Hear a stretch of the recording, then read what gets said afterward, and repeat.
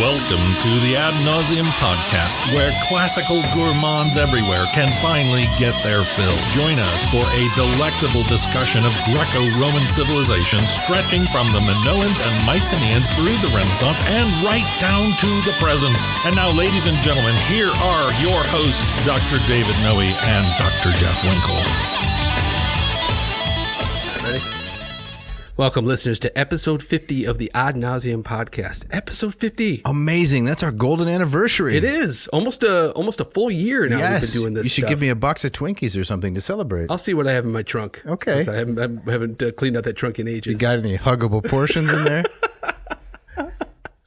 I'll root through and see what I got right there. All right. Somewhere beneath the spare tire, there's an old box of ring dings? Thin wheats. Thin wheats.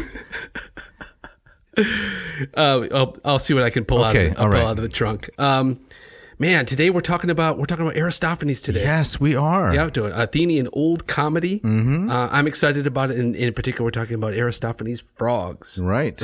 But before we get there, we have a shout out. I believe you got the shout out for us today, I do, right? yes. And I'll have to say, Yep. This was the longest and most thorough shout out of any we have received heretofore. Really? Yes. Lay it on us. So this individual, the Reverend Angelo Valle, V-A-L-L-E, probably mispronouncing the poor guy's name. Yeah. Friend of mine, he put together just a dynamite shout out here for us, is the pastor of Christ Reformed Church in Alexandria, Pennsylvania. He served there for the past 8 years. He lists his wife's name, his children. It's all very good. He's a minister in the PCA in the Susquehanna Valley Presbytery. And he's been working hard, in his calling as a pastor and a man who's working to advance the Reformed faith. He tells us a little bit about his education. It's really quite impressive. He's interested in John Owen, which is a guy that I work on. Mm-hmm. John Owen, 17th century nonconformist theologian who wrote just a ton of Latin, actually. And he's hoping, not John Owen, but Reverend Valle is hoping to grow in his studies of Latin, classical literature, and casually adding gourmand in ordinary conversations. Nice excellent. Job, Very Angelo. Nice to throw that in there. Yeah, he's just going to drop the word gourmand around when he has the opportunity. That's great. Well, thank you so much for listening. Great to hear from our listeners. Well, I got the opening quote for us. Yes, you do. Yes. Yep, I'll set you up for it. Jeff, you got the opening quote? I do. Thank you for asking. Yes. So this comes from the introduction to Paul Roche's, I hope I'm pronouncing that name correctly, his 2005 translation of all of Aristophanes' plays. And he writes, Aristophanes had no respect for shoddy politicians like Cleon, who plunged Athens into campaigns that led to defeat and decline and lampooned them without mercy. He himself came from a landowning family, and his political outlook was conservative. Not necessarily in favor of oligarchy. He believed that democracy was best served by the brightest minds and not by selfish, clamorous demagogues. Aristophanes' conservatism did not extend to his language, which is almost unimaginably rich and varied. The obscenity that crops up here and there is funny because it is unexpected. When one considers the milieu in which the plays were presented, under the auspices of the state, to the entire population at a religious festival under the presidency of a priest and on consecrated ground, how could it not be hilariously incongruous? It was as if somebody, preferably the grandest dignitary present, trumpeted a fart in a solemn moment at high mass. Ooh. So, to me, that's in some ways, that's Aristophanes in a nutshell. Yeah. Yep. So that's an episode. We can just stop right there. Mr. Roche, he's wrapped it all up for us nicely. Yeah. So I want to pause for a moment on a couple items here. He himself, meaning Aristophanes, this is part of the quote, came from a landowning family, and his political outlook was conservative. Yes. There's a word that has probably a dozen different definitions. Right. How would you take that word in this particular context? Well, Aristophanes, what made him a conservative? Yes. By what light would we count him conservative? Well, I think in some ways he was conservative in that he was suspicious of Athenian democracy to some degree, or at least what it had become by the time he was kind of in his heyday toward the end of the 5th century. Mm-hmm. I think he certainly aligns with Plato in terms of, okay, democracy, but let's at least have the best educated, the best prepared, even if he wouldn't have gone like full philosopher king. Mm-hmm. But he didn't. He thought that democracy, I think, at its root was, well, it just means 51% can have it over on the other 49. It's mob rule. It quickly devolves into an ochlocracy. Yes. The rule of the mob, like you're saying. Exactly. I might define Aristophanic conservatism in along similar lines and say that I think Aristophanes, like Cicero and John Locke and James Madison that followed, Aristophanes believed the purpose of the state was to preserve private property. Full stop. Okay. That's it. That's it. All right. And pretty much every additional threat against a person or instance of injustice is in some way connected to private property. Whether the person is property or not, you should be protected in your person because you have the freedom to do, with yourself as you please. Yes. Within certain limits. Right. So certainly overlap with modern conservatism to some degree. At its best moments. Yes. When it's not simply the reach for power. Right. But when it's thinking about the preservation of a sense of natural rights. Yes. The ideals of. Correct. And natural law. Right. And so what's striking to me about this quote, which you dredged up for us, or you served up for us so nicely, is that it shows the contrast. Aristophanes is on the one hand, right, an arch conservative. And on the other hand, some of his poetry has moments of the greatest indecency on the surface. Right. Many people perhaps tend to associate, say, a modern notion of conservatism with also conservatism of language. Yes. You mean the preservation of archaisms and so forth? Yeah, exactly. Or certainly being uncomfortable with profanities. And a more kind of maybe a puritanism of language. That's true. Right. And in addition, you're talking about me. In addition to not liking innovation in language. Yes. Yeah. Right. Jim Gaffigan, a comedian we both admire, doesn't speak the King James English. No. It's all slang and colloquialisms and so forth. Right. It's pitch and coming up with odd and bizarre portmanteaus, shoving things together that don't belong. Like Jerry Seinfeld, soup Nazi. This is not high diction.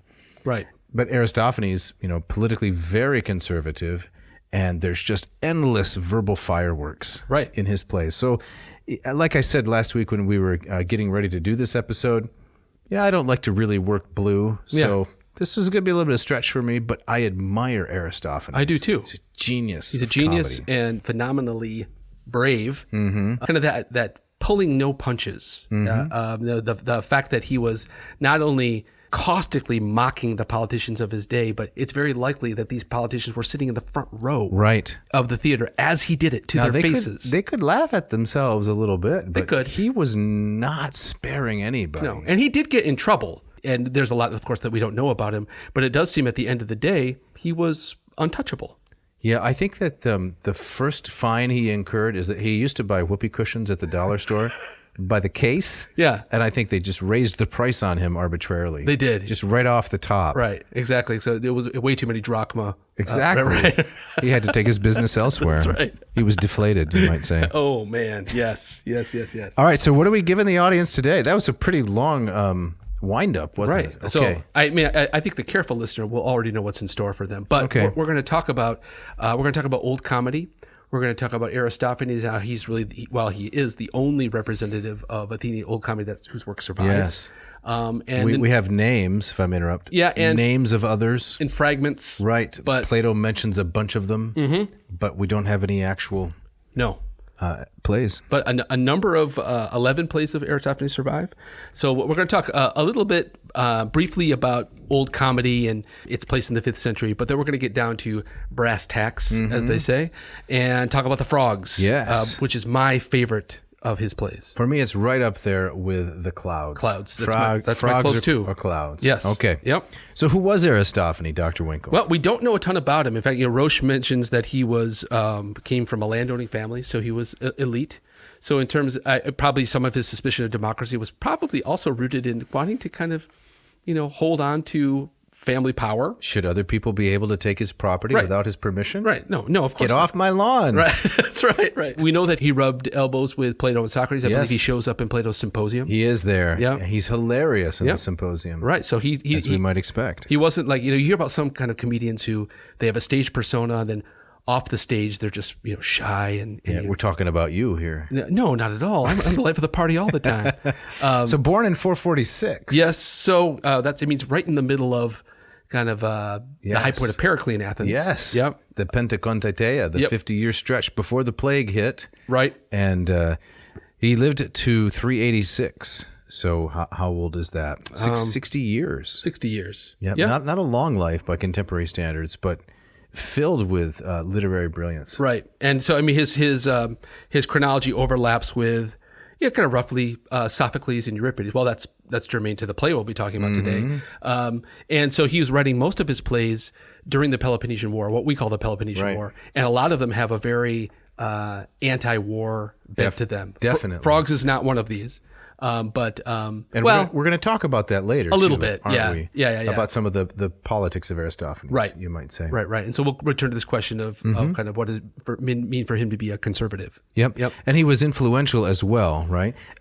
Plato, in his portrayal of Socrates in the Clouds, he really says that Socrates' demise is attributable to the caricature, or the caricature, if you want, that Aristophanes presents of Socrates. Right. So even in the Apology, in Socrates' defense speech, Socrates brings it up. He says, you might be thinking not of me, but of the character in the play of Aristophanes. Swinging up in this basket, saying all kinds of ridiculous things. At the Thinkery shop, the Frontisterion. Right. Which is really interesting. It reminds me of how often, you'll hear people meeting their favorite celebrities and expecting them to be like their character on the sitcom, right? Yes. And then being shocked that, they're human beings. I have a couple brushes with celebrity like this. Do we have time to talk about that? I don't know. It's our show. Okay, well, go mention, would you? Okay, so there's an NBC personality whom I met in, the year was 1998. Okay.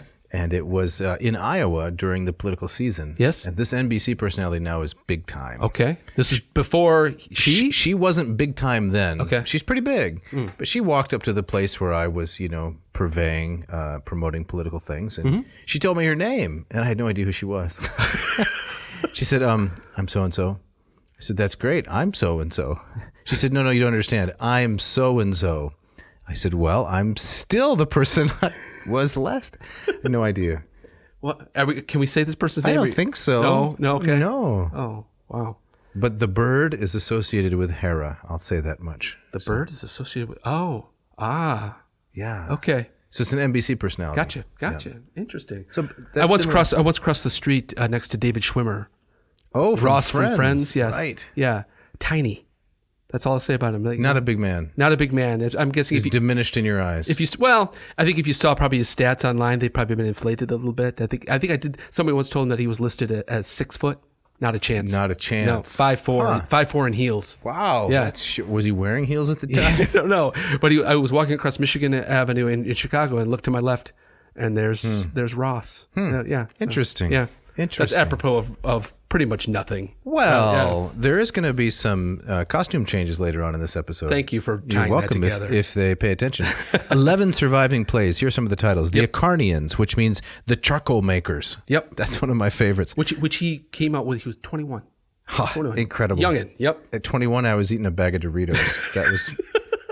That was my aspiration. Which you kept in a pillowcase? Yeah.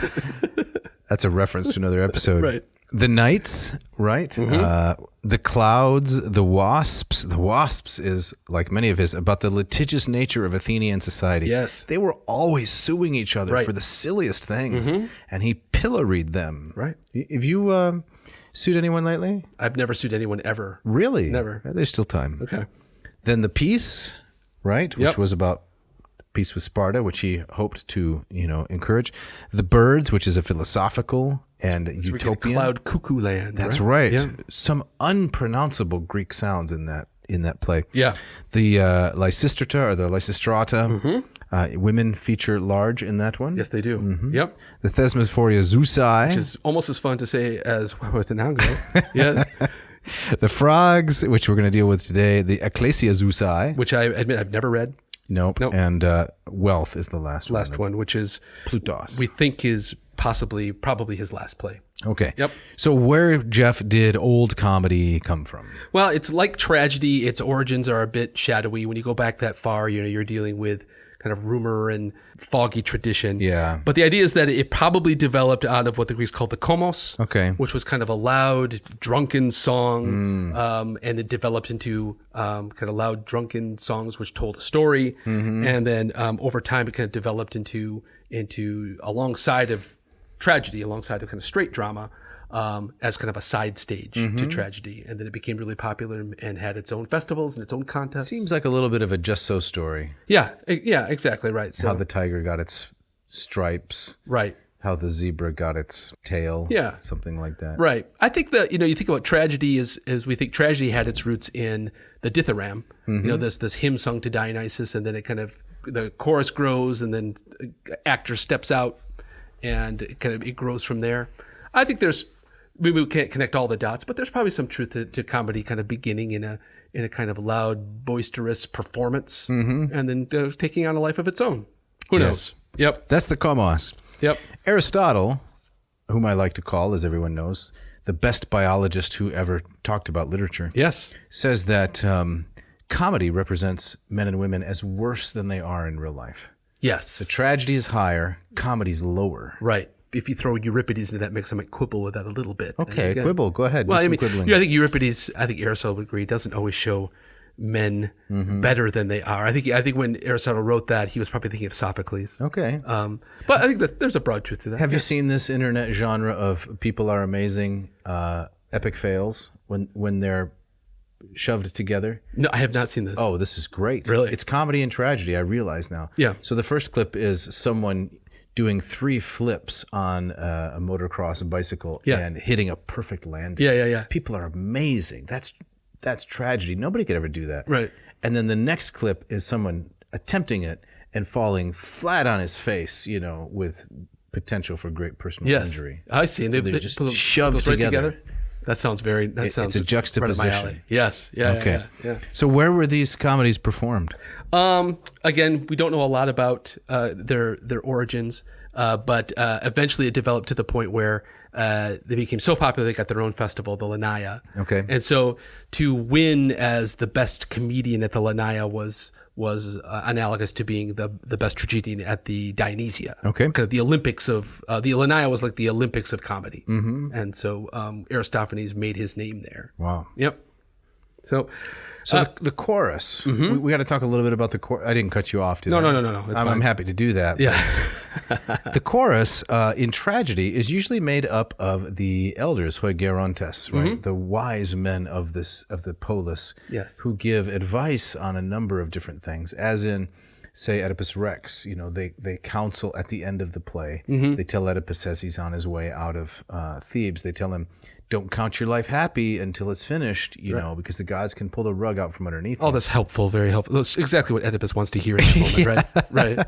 So that's the baseline for a chorus. What does Aristophanes do with that? Well, he turns it on its head, right? So whereas a tragic chorus kind of gives advice, or sometimes just kind of they're there to kind of worry about stuff. Yeah, back in my day kind of stuff. Exactly. The comic chorus is antagonistic. Right. They're there to kind of make life terrible for the hero or the anti-hero, whatever you want to call them. And the Frogs, of course, is perhaps the best example of this. Yeah. Yep. So who makes up the chorus in some of the other plays? Yeah. Or I mean, in fact, each play is named after the chorus. Well, except for maybe Wealth and Peace. Many Lysistrata, many of the comedies take their name from the composition of the chorus. Right, which may again point to their historical origins. They began as choral songs. But yeah, the choruses in comedy tend to be more absurdist. You have frogs, birds, the clouds themselves in clouds are the chorus. So here is where one of my students of years past might ask, God bless them, now wait a minute, how can clouds constitute a chorus? How can they talk? Well, I mean, that's all part of the kind of the absurdist fantasy, right? Yes. You got to give yourself over to this, right? So that's a meteorological question, right? It is a meteorological. That's not a literary question. No, I don't have to answer that as the instructor in this class, right? Aristophanes answered by saying that it's actually meteorological flatulence. That's what's going on up there. Right. So the gods are suffering bouts of indigestion, more or less, and the clouds come out and speak their will. Brap, he puts it. Yes, right. Exactly right. So, on the rare occasions where I've taught this stuff in class, one of the things I like to talk about is what would be kind of a modern corollary. I mean, I think there's a lot of stuff that the Greeks found funny that just does not translate to us today, or it's so specific to a moment that it's lost. But is there anything like it? And I would say probably the closest thing that we have today is something like South Park. There's things that like animation can get away with. Never seen it. You've never seen South Park? Never seen it. Really? Told you I don't like to work blue. It's not that blue. Okay, I could maybe have a different threshold for that. Maybe. But South Park often kind of engages in very direct kind of political commentary. Okay. But it's in this absurdist, wild, weird fashion with kind of these crude, almost like felt cutout animation. And so animation, like The Simpsons, which I know you're a big fan of. Oh, yes. Right? You can get away with lots of different stuff in animation that you could never do in straight drama. You can quickly go off on some kind of absurdist tangent, but it makes sense within the medium of animation. Absolutely. Right. Absolutely. Yep. So these plots, similarly, are characterized by absurdist fantasy. Yes. There's some of them are just bizarrely weird. Full of broken illusions, direct address to the audience, right? Breaking what they call the fourth wall. Right. There's an apocryphal story where Aristophanes was putting on a play, and the characters are arguing about how ugly Socrates is, right? And they both agree that he's ugly, but they disagree about the degree. Extent, right. It's common. So they can't, it's the agon in the play, they're arguing, so they can't reach a conclusion, so they actually say, well, I think he's here. And he stands up, and apparently, I mean, by all accounts, Socrates had a pretty good sense of humor about himself. Oh, yeah. Right? He knew he that said the gods made him ugly on purpose so that the contrast between his physical appearance and appearance and the truth that he conveyed would be more sharp. Right, exactly. And many people compared him to he looked like a satyr, and right, Pug nose. And he kind of walked funny and rolled his eyes when he talked. But to picture him, a Clancy Wiggum kind of person. Exactly right. But to imagine him kind of standing up in the theater so everybody can have a good laugh at him and make him part of the show, breaking that fourth wall. It's brilliant. It is brilliant. So do you have an example of one of these absurdist fantasies, other than the one you just gave, an additional example, right? To help flesh it out for the audience. A notable one is, and again, it strikes me as just absurdity for its own sake, is in his play Peace. The hero Tragedian has to go consult with the gods up on Olympus, but instead of having him climb on Olympus, he flies up there on the back of a giant dung beetle. And why not? Right. I mean, how they would have staged this, we know that as the 5th century went on, the it's all CGI. I mean, the characters were in green suits, and right, green screen, and right. But it must have been something like instead of the Deus Ex Machina, coming down from the heavens, let's haul Tragedian up on this big paper mache beetle, up to the top. I wonder what that would have looked like.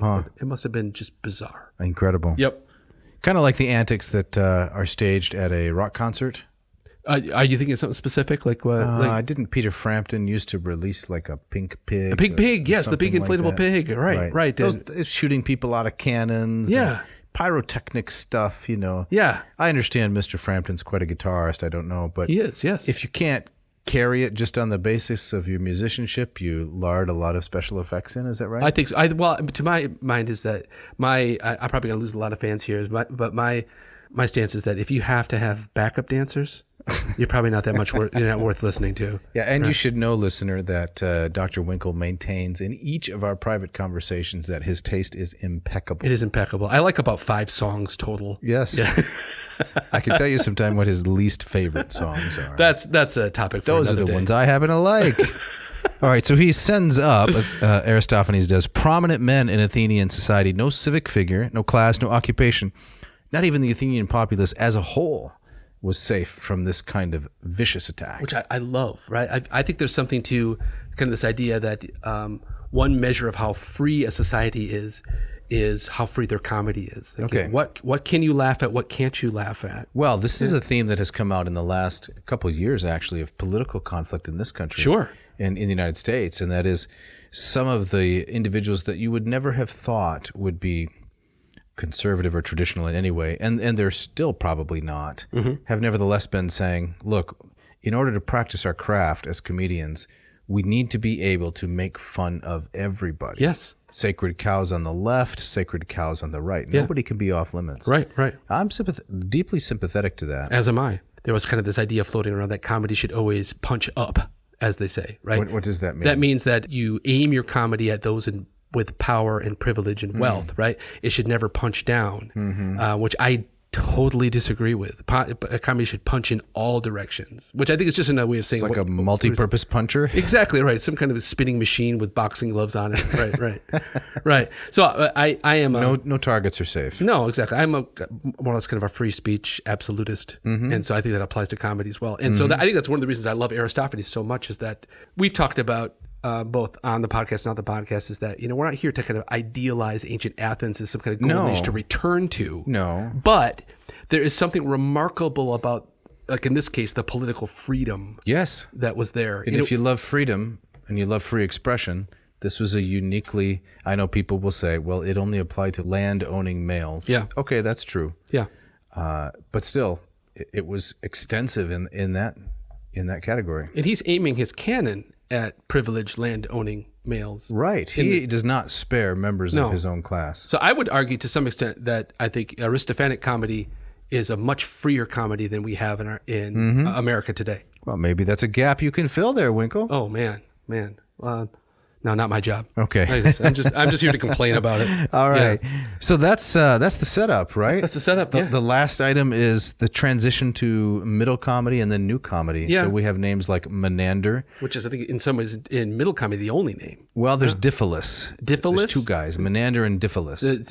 His stuff that survives, or is he just fragments? A name? Fragments. In fact, there might be one entire play of Diphilus that was discovered within our lifetimes. Dunder Difflin. Oh, come on! I know. Okay. This is good stuff. Is it good stuff? This is the comedy of manners. This is Theophrastus characters. So Theophrastus, the heir of Aristotle, wrote these character sketches. So it's all character-based comedy. There's no verbal fireworks. It's all how do people act strange in certain circumstances? How do they play to type? So but we're getting down to kind of a more watered-down domestic comedy. Okay, though, it's not as funny. Yeah. This is the kind of comedy in which a guy crosses a street, right? He's just a tourist gawker, and he brushes elbows with some famous celebrity, and he comments on the individual's height. Oh, really? That's the kind that sounds pretty funny.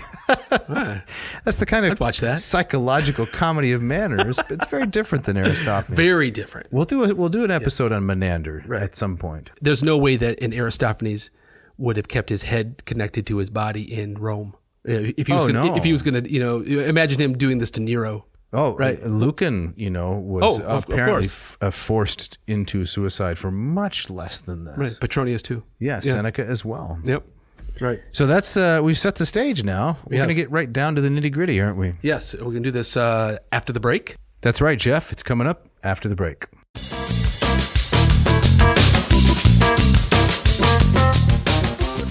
This episode is brought to you by Racial Coffee. Racial Coffee in Portland, Oregon. Mark Helwig and his team have put together two fantastic coffee machines. Yes, they have. The Ratio 6 and the Ratio 8. I've got the Ratio 6. You've got the 8.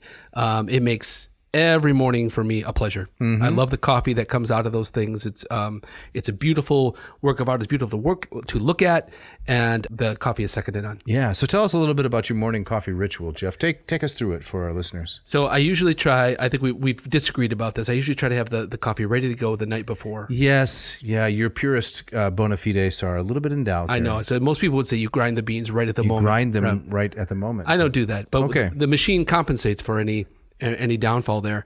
So that's when in the morning I can come in, shuffle in, hit the button, and it immediately goes into the bloom stage where all of that horrible CO2 is off-gassed, into the brew stage where the water comes down through the Fibonacci head into the 200 degrees Fahrenheit, right? Right, exactly. It's incredible. And that's does the 8 have kind of the double carafe? You have the kind of the the 8 has the single. I've had you over for the big brouhaha, didn't I? I don't think I've ever actually seen your 8 in action. No. Well, yeah. So I have the ceramic cone that goes on top, and then inside of it I use a stainless steel cone.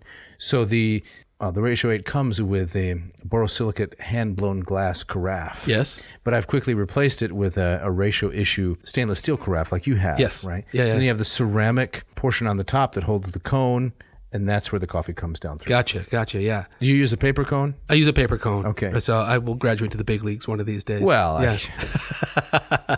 But I love the 6. It's the best coffee I've ever brewed. Right. And Mrs. Winkle enjoys it as well. She does, probably even more so than me. She's much more of a coffee aficionado than I am, so she loves it. Yep. So you got the bloom. Yep. You got the brew. Yes. And then when the little LED light moves over to ready, I think it blinks 3 times and you're good to go. You're in coffee bliss at that point. So what can our listeners, how can they benefit? Well, they need to go to ratiocoffee.com, Yes. RATIO, it's a great Latin word, coffee.com, and pick out the coffee machine of their choice. The 6 comes in 3 colors, right? It's got the stainless steel, the black matte, and the white. Yep. Which one do you have? I now? have the stainless steel. Right. Beautiful okay. machine. Yep. Excellent machine. Put that in your shopping basket, and when you get to the checkout, you got to enter the coupon code. Yes, ANCO. That's right. You'll get 15% off. The ratio 6. Yes, just for Ad Nauseam listeners, ANCO. Check it out. This episode of Ad Nauseam also brought to you by Ad Astra Roasters. Ad Astra Roasters is a veteran-owned specialty coffee roaster located in Hillsdale, Michigan, founded in Kansas in 2018. Ad Astra Roasters takes its name from the Kansas state motto, Ad Astra per aspera, to the stars through adversity. Which blends do you like? Dave? You know it, Jeff. Tenebris. Tenebris still your favorite? Dark shadows of coffee. Yes. I love a rich, strong coffee. Same here. Real strong flavor. You know, kind of a coffee that'll clear the fog out of your mind in the morning and focus your eyes intently. I love that one. Yep. Yeah. I've loved everything that Ad Astra has allowed us to sample. The Las Lajas Microlat, the Huehuetenango. Great stuff all around. The poetry series is also a really great option for those wanting to read a great poem while drinking even better coffee. So what you need to do, listener, is head to adastraroasters.com. I guess I'm getting a little bossy. I should be a little more polite. What we'd like you to do, gentle listener, there we go, is head to Ad Astra Roasters, ADASTRA, roasters.com, and get 10% off when you put in the coupon code ANAA at checkout. This episode is also brought to you by Hackett Publishing. With offices in Cambridge, Massachusetts, and Indianapolis, Indiana, Hackett has been offering the public very high quality and yet affordable translations of the classics and a broad range of literature for over 40 years. Yeah, I know. One of the things my students complain about the most is the cost of textbooks, right? Yes, and steep, really steep. Yeah, but not at Hackett. Not at Hackett. Their editions are, like you said, affordable and high quality, and that's a hard needle to thread. Absolutely. What kinds of titles do you like, Jeff, in the catalog? I've loved Lombardo's translation of the Odyssey, which I've used for years. Right. Their translations of the Bacchae. I just picked up myself a couple months ago. They have a new translation of the Frogs, and it's great stuff. Doesn't break the bank. No. And I love having the stuff on my shelf. Right. We read some of their translation of Gorgias, from the 1980s on a previous episode. That's right. And I was quite pleasantly surprised at the quality of the translation after 30 years or so. Right. Still very current. Yep. And they got so tons of stuff from classical antiquity, but from many other Latin regions American and chronologies. studies. Yes. Pretty much everything. Modern philosophy, you name it. Yep. So listeners, if you go to hackettpublishing.com, HACKETT publishing.com, find the books you want. You enter the coupon code AN2021. Dave, what do they get? They get, you ready for this? I'm ready. 20% off. That's huge. 20% off. Yeah, but that's not all. You're not going to, well, let me just please go on. expostulate for a moment. You're not going to get that kind of a discount at virtually any other bookseller. Nope, no way. It's incredible. And here comes the even better part, free shipping. Free shipping. Yeah, you can't go wrong. You can't. These guys have been with us from the beginning. Right. They're supporters of the classics. Yes, big time. And they do it better than anyone I know. Absolutely. Check it out.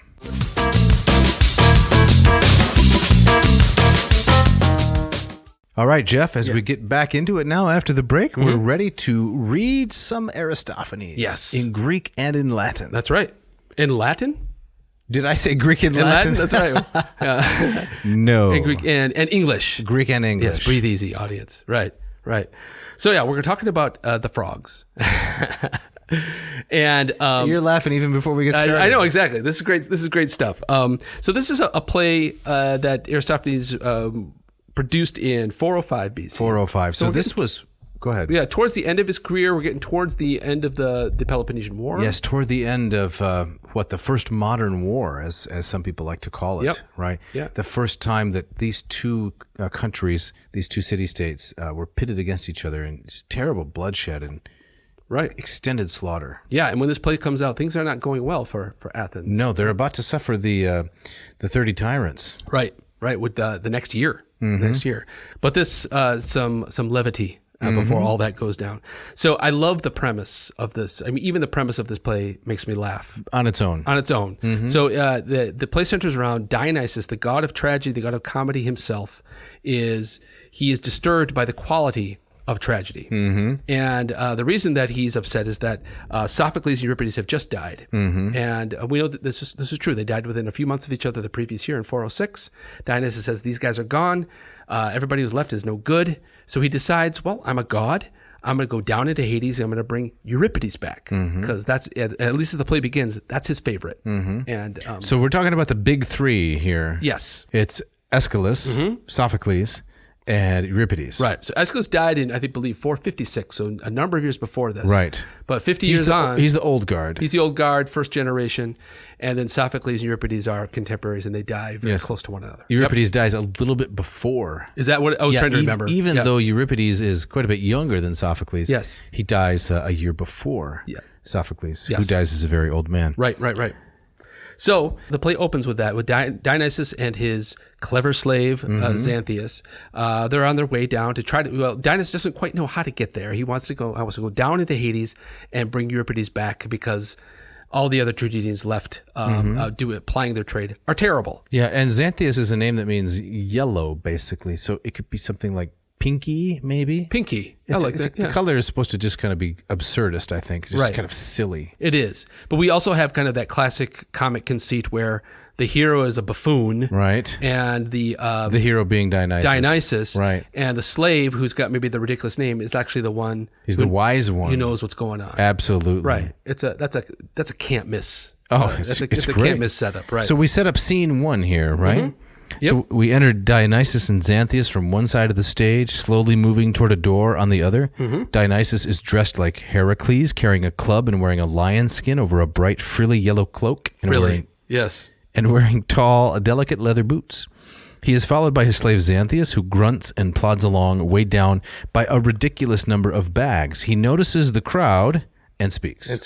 Now we should say that none of these the surviving manuscripts have stage directions like this. So this is what you're putting in? This is speculative, right? Right. And we should tell the audience this is an original Winkle here. It is. Yeah. You translate. When did you translate this? This is maybe 8 years ago. Okay. But so much fun. So much, really, really difficult. And we'll see along the ways as we read this. I took some liberties. You of all people taking some liberties? I think to translate Aristophanes to a modern audience, you have no choice. Okay. If it was a straight kind of 1-to-1 kind of thing, it would not be funny at all. It would read like some of the 19th century translations. Right. Hey, let's do some of this. All right. Hey, who do you want to be? I'm going to give you the choice: Xanthias or Dionysus. Which author has the fewest number of profane and obscene and vituperative jokes? It's a dead heat. It's a dead heat. So let's distinguish for our audience the difference between profanity and obscenity. Okay, please do. We pause for some pedantry. Yeah, okay. Okay, so obscenity is what takes place, in front of the scene, right? And skynum. It's the kind of ridiculous barnyardish kind of humor. Yes. That's obscenity.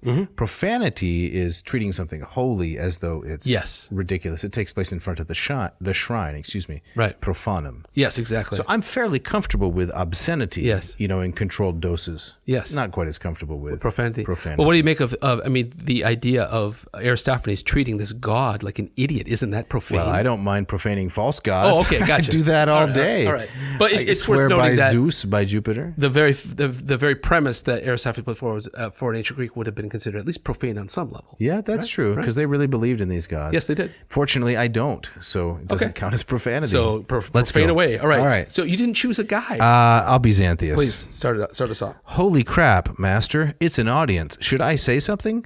How about one of my classic gags that always leaves them rolling in the aisles? Oh, all right, I guess. Only none of those ones where you keep saying you have to whiz. Good heavens, those are stale. Okay. What about any of my other ones? Well, have at it, except the one where you're prancing about holding your butt cheeks, screaming about how you've got to fertilize the landscape. I'm gonna blow! I'm gonna blow! So not funny anymore.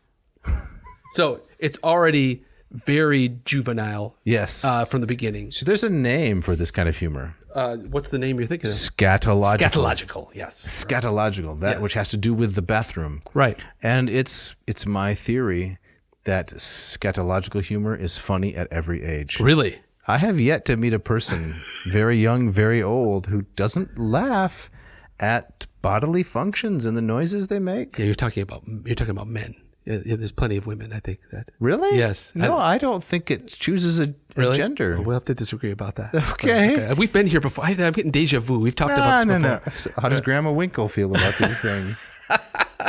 Let's not go there. All right. What I love about this is Dionysus and Xanthias are aware that they're in a play, right? Xanthias notices there's an audience. Hey, there's an audience. He goes, I got to do one of my usual snappy jokes, right? These things open in a particular way. And, right. And he says to Dionysus, well, which gag should I use? I mean, it's so self-aware. Right. It's so interesting. There's nothing like this. You are just enthusing all over the set. I love this stuff. Yes. Right. So set up the next one. Yeah. So Dionysus is one of the reasons he's dressed like Heracles, or the reason is that he knows that Heracles went down to get Cerberus, right? So he says, well, this guy knows his way around Hades. Right. And so I'm going to dress like him, I'm going to act like him, and then actually go to his house to get some advice about how to go down there. So they go to Heracles' house. Shea Heracles, because he's been there before, down in Hades, and they have a riotous, ridiculous back and forth. Can I be Heracles here? Or you continue on as Dionysus. Right. So in this scene, Dionysus is trying to explain to Heracles how much he loves Euripides. How much he's trying to express how deep his longing to bring back the dead Euripides. Right. And Heracles is very skeptical about it. And Heracles is kind of a dunderhead. Right? He is. He's kind of a dunderhead, but even he comes out intellectually better than Dionysus in the scene. So Heracles is having none of it. And so Dionysus says, don't make fun of me, brother. I'm feeling faint, this urge, I tell you. Go on, little brother. Explain it to me. Don't know if I can. Let me see. Have you ever, say, had a deep craving for, say, a big heaping bowl of beef and bean stew? Only about a gazillion times. So you get that? Should I try another metaphor? No, sir. When you talk beef and bean stew, you're talking my language. Well, okay then. Well, your desire for beef and bean stew is like my deep longing for Euripides. Really? Euripides? He's dead and you still have an urge for him? I have to find him and no one's going to stop me. So now we get some sense of the plot. Yeah, we do. Okay. Right. So again, he's playing upon, so Heracles he's one of those rare characters who has a tragic mythic side, but he also has kind of a ridiculous comic persona where he's constantly interested in drinking and eating. So Dionysus and carousing. And so he says, so he compares his longing to Euripides to stew. Okay. Yep. So now we get to the famous chorus of the frogs, yes. right? Dionysus hitches a ride with Charon. This is the guy that takes people across the Styx. And as they are rowing toward Hades, he encounters a hostile chorus. The chorus of frogs, which gives the play its name. And in terms of its connection to the plot, it doesn't really have one, but that's not the point. It was kind of a high. This was kind of the show-stopping number. All right. Right? And like we were saying before, the course is not giving advice to the hero, but directly antagonistic to the hero. So they quickly drive Dionysus crazy. Got it. So this is like, can you feel the love tonight? Yes. In The Lion King. Exactly right. And you're surprised. And as irritating. Yeah. Yes. All right. So clip number 3, we got the chorus of frogs here, don't we? We got the chorus of frogs versus Dionysus. Now, okay. Let me be the frogs. Oh, please do. Okay. Did you want to be the frogs? No. This is great. All right. You ready? Yep. Brekekekex, Koax. My rear would like to raise an objection and fart, if you will, in your general direction. Brekekekex, Koax. Stop it, you song-loving, meddlesome hacks. If anything, sir, we'll sing all the more loudly, raucous and randy and pious and proudly. With the sun beating down, we leap through the rushes, and when Zeus sends the rain, we dare it to touch us, by diving straight down to the cold, murky bottom, and even down there, the songs, yes, we got 'em. We send from the deep, on the sly, on the double, till they break on the surface in big, croaking bubbles. Brekekekex, Koax, crap, now I'm spewing it out my thorax. We got to turn the page. We do. Turn the page. Can we hire someone to turn the pages? We need page turners. All right. When you say it, it sounds like the worst kind of treacle. When we sing it, it's good, but from you, it's just fecal. Fecal, you say? Strange you should mention, because that happens to be my rump's present intention. Brekekekex, Koax. And it goes on in that general fashion. So again, lots of scatological obscenity. A lot of potty humor. Right, exactly. Barnyard stuff. So Winkle, this is good translation. Thank you. Yeah, I'm liking this. This is a little Seussian. It is. A little Swiftian. It's hard to kind of avoid, at least for me, to those kind of iambics. And of course, in the Greek, it's not rhyming. No, but there's a distinct meter that would have signaled a kind of song. It's the iambic trimeter. Yeah. Primarily bum bum bum bum bum bum bum bum bum bum bum bum. Right. And so forth. Right. All right. So the next part, what do we got here? Well, again, for the sake of time, we're skipping a lot of stuff. There's a scene where we kind of see what Dionysus is made of or what he's not made of. He sees from afar the strange beings in the underworld, this famous creature called the Impusa, and Dionysus cowers behind Xanthias, and he's really just a complete scaredy cat. There's a whole encounter with Eleusinian initiates kind of on their way to their encounter with death and resurrection. Aristophanes throws in the kitchen sink. He does. He is there. He's kitchen sinking here. Yeah. He's absolutely right. Yeah. But finally, they make it down to the underworld. Should we go on to number 5? What do you think there? Let's see here. Yeah, I think for time we should do this. So we got to get to the bottle of oil. we do have to get to that. That's my favorite scene. Mine too. Right. Right. So Dionysus is still dressed like Heracles. Okay. And so thinking that's going to be kind of his ticket into the underworld, they both get different reactions to this. And so when Dionysus is dressed like Heracles, all the people in the underworld remember is all the terrible things he went down on there. And so Dionysus forces Xanthias then to dress like Heracles, thinking that he'll get the same treatment. But then whoever comes to the door treats him like a hero. So it's costume change. It's costume change. It's kind of mistaken identity. It's a classic comic conceit. So in this scene, Dionysus is terrified of what people are going to do to him if they think he's Heracles. So he forces Xanthias to dress like Heracles, and then the door opens again, and we'll see Heracles gets a very different reaction. Okay. Right.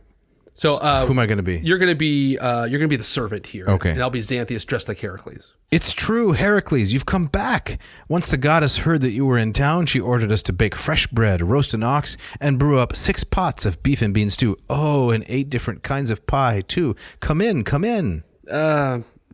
Thanks, but... By Phoebus, I will not let you leave. I forgot to mention the roast chickens, the blueberry pastries, and the sweet wine. Please, do come in. That sounds great, but really... You're kidding, right? You're not getting away. Did I also mention that there's a flute girl waiting for you inside, drop-dead gorgeous, I might add, as well as any number of dancing girls, too? Oh, dancing girls, you say? Heels a clicking and ripe for the picking. Come inside already. They're setting the table, and the steaks are just coming off the grill. Well, I should really say hello. Tell the girls I'm on the way. You there. Attend to the luggage. And so he's yelling at Dionysus, who's playing the role of the servant. Okay, so I may be a little bit lost here. Help me understand now. Yeah. So this is Xanthias in disguise as Heracles. Yes. And he's getting the royal treatment. Yes. But now Dionysus is going to get the shaft. He's going to get the shaft, right? Even though he's dressed as Heracles. Well, no, so Xanthias is now dressed like Heracles. So Dionysus forced him to dress like that because when they first opened the door, the servant says, "Oh, you stole Cerberus. We're going to get you. All the trouble you caused on." So then the door slams shut. Dionysus says, "Forget it. You're dressing like Heracles." I think it's the opposite. It goes back and forth this way. Okay. And it's great. It's ridiculous. It's kind of classic slapsticky humor. Oh, I love it. Yep. This is like the Marx Brothers. Yes. Fredonia. Which I think is another great corollary to Aristophanes. Of course. Yes. Right. So where are we headed next? Should we go to the old comedy rap battle? Yes, exactly. Okay. Yep. So it comes down to, so remember Dionysus is down there to get Euripides. Because tragedy's in a sorry state. Yep. Got to bring somebody back. Right. But when they learn down there, one of the servants, I believe, tells Xanthias, "Hey, there's a big throwdown coming." And There's Sophocles is too kind of above the fray to get involved. Okay. But Aeschylus and Euripides are going to have at it to really kind of see who's kind of the king of tragedy. So Dionysus says, okay, this is a great opportunity to kind of have my question answered. And as the god of comedy, or as the god of tragedy, I'll oversee this kind of throwdown rap battle. All right. Yep. And so here I think we should probably talk a little bit about kind of the conventional differences between Aeschylus and Euripides and what would have made this such a great agone. Okay. Do you want to say a little bit about that? Allow me. Please. So here I'm going to quote from H.J. Rose, someone whom I've mentioned before. I've used his work in my classes very often in the public domain. This is the Handbook of Greek Literature. So he describes Euripides this way. Euripides' gods may be roughly divided into two classes. Some are embodied criticisms of the still prevalent popular views, meaning the Homeric views, the poet's unbelief in them, and the actions imputed to them, showing itself in every line they utter. Others are rather personifications of natural, or more often of psychological forces, passion, asceticism, madness, fanaticism. For the old themes of divine vengeance and divine justice are substituted the newer ones of right and wrong in general, great laws to which any being, god or man, must conform or stand condemned. Right. So a much more secular. Yes, it's modern. Modern, yeah. So the gods may exist, but what we really are concerned about is how we're going to behave as human beings. Right. This is Euripides' concern. Exactly, right. And those notions of kind of what's right and wrong exist independently of the gods. Definitely. Not coming from the gods. No, so this is in contradistinction to Aeschylus. Yes. If I could read a little bit of Rose Please again. do. Yep. This is page 159. Quote, the chief theme of the Persians and of the trilogy to which the seven against Thebes belonged may be said to be the judgments of God on the sinful and presumptuous, the riddle of the Prometheus, but the poet's most developed and original thought is contained in the Oresteia, that is the trilogy about Agamemnon. Yes. Practically, Aeschylus was a monotheist, not that he denied the existence of other deities, but that he subordinates all else to Zeus, including the gods who were before him. He had no dogma of the immutability of deity, but seems rather to suppose a sort of divine evolution. The supreme deity is perfectly wise, beneficent, and just. His ways are past finding out is insisted upon in the earliest surviving work. I think it's really interesting that Rose uses kind of the language of monotheism there. Yes. I hadn't thought of that, but that makes a lot of sense. I think it's accurate. Yeah. I think it's accurate. So Aeschylus is breathing a very different air in a very short period of time from that of Euripides. Yeah. So you said Aeschylus died in... I think 456. 456, right. So between then and Euripides' greatest success, the world changed a lot. In Athens. Huge changes, right. And so, yeah, that's a great way to kind of set up the tremendous contrast between these two men. And so using the absurdist fantasy of comedy, we can have them go head to head. Okay, let's do it. All right. So let's start this off. We're going to need a third voice. We need... Because we've got Euripides, we've got Dionysus, and we've got Aeschylus. Okay. So you're going to do two voices here? I'll do two voices. All right. So who do you want to be? I'll be Aeschylus. I'll be the representative of old stodginess. Okay. All right. So we'll start this off. So Euripides says, everyone stop talking. I'm not giving up this chair. I'm the better poet, and I know it. Dionysus. Aeschylus, why aren't you saying anything? How do you answer this claim? Wait a minute. What? That's the same voice. Oh, you wanted me to do a weirdo, like I'm reading to my kids kind of voice? What? So you only read to your kids as a weirdo? Well, I mean, you wanted me to put on some effect there? Yeah. Aeschylus, why aren't you saying anything? So, I don't know what you're throwing. What do you want me to do here, Noe? It's working. Okay. This is gold, Winkle. This is gold? All right. Euripides? Where are we? I don't even know where we are. Euripides says, please. Please. I know what he's up to. He starts every one of his tragedies with his garbage, a long, solemn pause to make sure everyone sees how lofty and pious he is. And Aeschylus was famous for these silent characters on stage, right? Dionysus, watch your tongue, sir. You might want to take it down a notch. Euripides, look, I've watched and studied this guy for decades. His character is crass and tongueless and toothless. His mouth is a maelstrom of guttural gribble, grabble, grobbly grunk. Aeschylus, is that right, you son of a garden goddess? You have the nerve to say that about me? You rag-stitching, gossip-kvetching, beggar-bewitching mountebank? You'll pay for this. Dionysus, calm down, Aeschylus. You'll pop an ulcer. I will not calm down, not before I reveal this poet of cripples and freaks for who he really is. And Dionysus, boys, bring in a black sheep for a sacrifice toot sweet. A storm's about to blow. All right. All right. So they're already kind of at each other's throats before the contest even really begins, right? So where do you want to? I mean, there's a ton of stuff here. Yeah, let's go on to clip 10 here. 10. This is the this is the best part. This is the creme de la creme, the Flos Lactis. Let's have it. So now they're gotten to the point where they're not just trashing each other. They're trading lines from their various tragedies, and Dionysus is going to see how they compare to each other. And I'm going to read a little bit of Greek when we get here. In fact, maybe I should read a little bit of it now. What do you think? Yeah, sure. Yeah, this sounds great.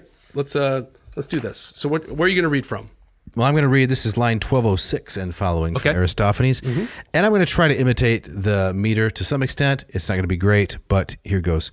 So I'll read Euripides, and maybe you can read the Aeschylus part, the Lekuthianapolisan. Sure. All right. So Euripides says, Aiguptas hos hopleistos espertelagos, sun paisi penteconta nautilo plate, argos kataskon Lekuthianapolisan. Tuti ti ein ta lekuthion un clausetai, legeteron auto prologon hinaka gnopalin. That was Dionysus. And then we have Euripides again. Dionysus hos thur soisi kai nebron dorais kathaptos en peu kaisi par nason kata peda chorewon Lekuthianapolisan. And then Dionysus, oi moi, the plague methouthis supa tes lekuthu. So we should probably explain to the audience what this means. So Aeschylus claims that Euripides' meter is so predictable that he can end any one of his lines with this phrase lekuthianapolisan, which is he literally lost his little bottle of oil. Yeah, lekuthion is just a little tiny bottle you'd stick some oil in. Lekuthianapolisan. So he says he can take down Euripides, whatever he says, with this little bottle of oil. Right. And so let's do clip 10 here. Okay. So what do you want to be here? I should be Aeschylus again. Okay, Aeschylus. Okay. So again, we have 3 voices here. Yes, you're going to be Dionysus, and then you're going to be Euripides in 2 different voices, right? Yeah, I'll do my best. All right. So Dionysus, he hears about Aeschylus' plans. He says, "Oh, this sounds good. Euripides, you've got to recite something." So Euripides says, "Aegyptus, as the tale is told, with 50 children there in his boat, once in Argos, mislaid his bottle of pomade." That's the Lekuthianapolis. Yeah. Euripides, "What are you doing? What is that? Bottle pomade? Watch yourself. You'll regret it." Dionysus, "Recite another one. I want to see him do it again." Euripides, "Dionysus, who in skins of fawns, while thirstest midst Parnassian pines, leapt to dance and..." Mislaid his bottle of pomade. Dionysus, Lekuthianapolisan. "Ouch, once more brought low by a dinky dollop for his due." And so it goes on, and Euripides just gets angrier and angrier and angrier. From what I can see, it goes on for, if I remember, 50 lines or so. That's right. There's almost nothing that Euripides says that Aeschylus can't polish off with little bottle of oil. Here it comes again, Lekuthianapolisan. He just takes that gag and he beats it into the ground. That's but right. It's great. Yes. It's great. It's really, really great. Yep. That's great stuff. So the listener really has to go read the play. They got to get the Hackett edition or one of these because yours is not widely available yet. It is not. It's on my computer. Right. So they might have some trouble accessing They might, unless they're really clever. Yeah. Right. But, I mean, it's great. It goes on and on like this with this poetic battle with lots of fireworks, and there's scatology and vituperation. You got everything. They end up actually speaking lines into a scale. And to see whose is heavier, whose words are weightier. Right, exactly. and Dionysus says to signal them to stop by saying "cuckoo." It's just wonderfully ridiculous. It's ingenious. So let's wrap up and see what happens here at the end. Okay, right. So at the end, Dionysus is still torn. It's like, well, I came down here for Euripides, but now we got Aeschylus, this guy here, and so it comes down to Pluto, the god of Hades, Hades himself. Says you've got to decide. So let's want to do this last clip? Yeah, and I think Sophocles is still alive. In fact, this is one of the ways that we know to date the death of Sophocles. Is that right? That he's not down there. That's part of the theory. Of the gag. Okay, gotcha. Right. So you've been playing Dionysus all along. Do you want to continue with Dionysus? No, why don't you take Dionysus? I'll be Pluto. Okay. Yeah. All right. So Pluto is the god of the dead. So Dionysus says, both men are dear to me. I can't decide. I don't want either of them to hate me. One I find to be wise, that would be Aeschylus, and the other I get such a kick out of, that's Euripides. And Pluto says, So you're not going to take the man you came down here for? What if I choose the other guy? Well, take whichever you want and go. You wouldn't want your trip to have one big waste of time, would you? Bless you, sir. Look, I came down here to get a poet. Why, you ask? Well, so that the city herself might be saved and keep putting her plays on the stage. Okay, then, this is what we'll do. Whichever of you can produce the best advice for the city, that's the man I'll take back with me. And who is that man? That man turns out to be Aeschylus. Aeschylus, old school. Yeah. Conservative. Exactly. Right. The guy who believes in the traditional gods of the city, the guy that doesn't bring every beggar, slave, misfit, these are Aristophanes ideas, you understand, onto the stage dressed in rags and so forth. Euripides, famous for his plays about unconventional persons. No, Aristophanes says Dionysus wants Aeschylus. Aeschylus. And so that goes back. Euripides is raging mad, but he's shown to be kind of in some ways a lightweight. He's got nothing to really offer the city. These modern kids these days, Yep. They don't know what a real poetic battle is. That's right. He's better off down in Hades. So what's the final conclusion then here? Well, Dionysus, he finally decides to take the poet who gives the best advice about how to save the city. Euripides gives cleverly worded but essentially meaningless answers, while Aeschylus provides more practical advice. And Dionysus decides to take Aeschylus back instead of Euripides. Pluto allows Aeschylus to return to life so that Athens may be helped in her hour of need. Again, we're in the dark days of the Peloponnesian War. And invites everyone at the end for a round of farewell drinks. Before leaving, Aeschylus proclaims that Sophocles should have his chair while he is gone, not Euripides. Yeah. I love it. So let me sum up, if I may, with a Rose quote. Yes. Yep, while the bloom is still on. Yes. So this is Rose 231. He says, "The hero of an Aristophanic play is the average man. Despite all the lusts, passions, and poor thinking of the person, he's fundamentally good and honest. Of all surviving Greek authors, Aristophanes is one of the most moral and sympathetic, while remaining in many places, superficially, one of the most indecent. Yes. With all the scatology, the phallic humor, the flatulic and vituperative humor." Right. Right. So there you have it, right? The Great. arch-conservative who's hilariously funny. That's right. That's a rare combo. Definitely. Yep. Great stuff. Hey, this was a lot of fun. This was fun. A lot of fun. I want to do more Aristophanes. We'll have to come around to clouds because I learned tonight that that's your favorite. Well, I really like it. I like the Thinkery Shop. The it's great. Frontisterion. And we'll have to do a comparison of Aristophanes to the Marx Brothers. Yes. who Oh, absolutely. are genius. Right. Of course. We both of us share that that interest. Yep. But really, we got to get out of here for tonight, don't we? We do. The vomitorium is closing down. Is someone coming in here to? They got to re-chalk the lines here, don't they? In the vomitorium or something. Right. Exactly. I thought we had a more permanent place here, but No, they got to smooth out the pitcher's mound and lay down the chalk to third base. Right. We're right in we're like in left center field. We don't belong out sweep here. up the old hot dogs and the that kind of thing. Get it? Yeah, we got to get out of here so they can get in. But thanks as always to Mishka, Our sound engineer, who does such a great job. puts this all together. Makes us sound better than we are. Who else we got to thank? Well, Ken Tamplin, who composed and produced the bumper music for our ads, also the music at the beginning and the end, where the guitar is played by Mr. Scott Van Zen. Yes. Screaming blues guitarist. You know, he sounds like a cross between Eddie Van Halen and Stevie Ray Vaughan. Yeah, that's very apt. Yes. Well, thank you. Yeah. He's a phenomenal guitarist. So thanks, Scott, for sharing your music with us. Yep. You want to talk about the Moss method? Well, of course I want to talk about the Moss method. Drop it on us. If you want to go from neophyte to erudite, you got to check out mossmethod.com. So the program I have developed, now is the time to take advantage of our back to school offer. It's coming up real soon. I'm going to be holding office hours this fall to help you learn the Greek language. I mean, let's really get serious about it. If you've made some false starts before, you can have a clean slate now. Check out my program. It's $299, 40 lessons in Module 1 with homework assignments, quizzes, exams, but most of all, my expert guidance to take you all along the way. That sounds great. Listeners, drop us a note.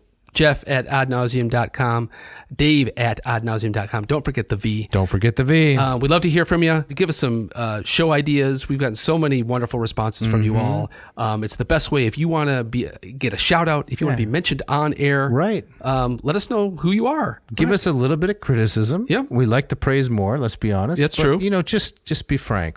Be frank. Absolutely. Let us hear it. Yep. All right, Jeff, so what else do we have before we wrap up episode 50 today? There's some sort of thing, isn't there? There's some sort of special thing? Well, at the beginning of this episode, one of us mentioned that the other one ought to give him a box of Twinkies. Remember that? Yeah. To celebrate the golden anniversary? So yeah, you owe me the box, I believe. Well, whatever. We got something better for these folks. And, oh yeah, that's right. Stickers. That's right. Yes, ad nauseum stickers. Ad nauseum sticker. It's a nice little 2x2 sticker with nice little rounded edges. It's square. And here's what we're going to do, listeners. We got to pay the bills. So go to our site where we offer our merch and add one to your little cart. $3.99. It's an impulse buy, right? Right. Can you get a donut for $3.99? Oh yeah, are we a pretty special? It's got to be a special donut. Yeah, bacon exactly. on top. Right. Add that to your cart, and limited edition. We've got 500 of these printed, and we will send you the ad nauseum sticker with signatures. We're getting some flunky to do this for us. No, you and I are going to hand sign. We're hand signing all of them. All 500 of them. All right. Personalized note, $3.99. Show the world you're taking in the classics and keeping it down. Keeping it down. So what's on tap for next week? Well, Jeff, it's TBD again. It's to be determined. Right. Yep. We just want to hold things in abeyance and make sure we give the audience a great show. Sounds good. So, Jeff, you have the gustatory parting shot this week. Yes, this comes from a certain Richard Wood Baldwin, who once said, "Cannibals love their neighbors." Indeed, they did. Thanks for listening. Thanks.